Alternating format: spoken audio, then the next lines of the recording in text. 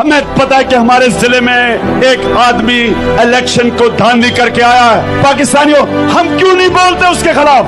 ہم کیوں نہیں ظلم کے خلاف اور ناانصافی کے خلاف اپنی آواز کیوں نہیں بلند کرتے؟ اللہ نے ہمارے اوپر جہاد کیوں فرض کیا ہے؟ کیونکہ جہاد کا مطلب آپ ظلم اور ناانصافی کے خلاف اپنی آواز بلند کریں، اس کو برداشت نہ کریں. ایک عام غریب آدمی پاکستان میں، ان لوگوں کے پاس سوائے اپنی ووٹ کے ہے کیا؟ نہ ان کو تعلیم ملتی ہے، نہ ان کو روزگار ملتا ہے، نہ ہسپتالوں میں علاج ہوتا ہے، نہ صاف پینے کا پانی ملتا ہے، کچہریوں میں دھکے کھاتے پھرتے، تھانوں میں ظلم ہوتا ہے. یہ لوگوں کے پاس صرف ایک چیز ہے، اپنی ووٹ.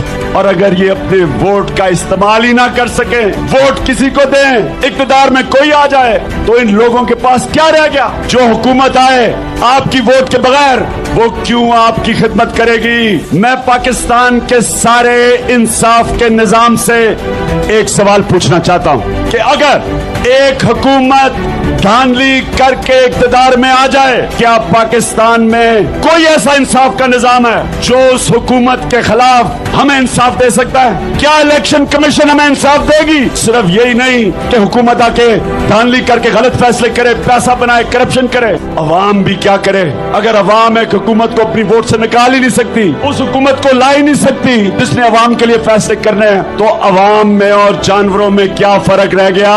یہ ظلم کا نظام ہے. حکومت آ جائے، سارے انصاف کے دروازے بند، ہمارے پاس صرف ایک دروازہ رہ جائے، ہم عوام کے پاس جائیں. میرے پاکستانیوں، آپ جب تک اپنے حقوق کے لیے نہیں کھڑے ہوں گے، آپ کے حقوق کو کوئی نہیں تحفظ دے گا. یہ آپ کو بھیڑ بکریاں سمجھیں گے اور سمجھ رہے ہیں. اور جس ملک میں قانون نہیں ہوتا، انصاف نہیں ہوتا، پاکستانیوں، اس ملک کا کوئی مستقبل نہیں ہوتا.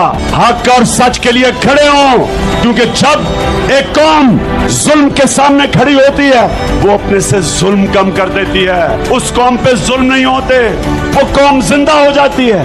جب وہ ظلم کے سامنے سر جھکاتی ہے، کرپٹ لوگوں کو برداشت کرتی ہے، وہ اپنا مستقبل تباہ کرتی ہے، وہ غلام بن جاتی ہے، وہ ان ظالموں کی غلامی کرتی ہے.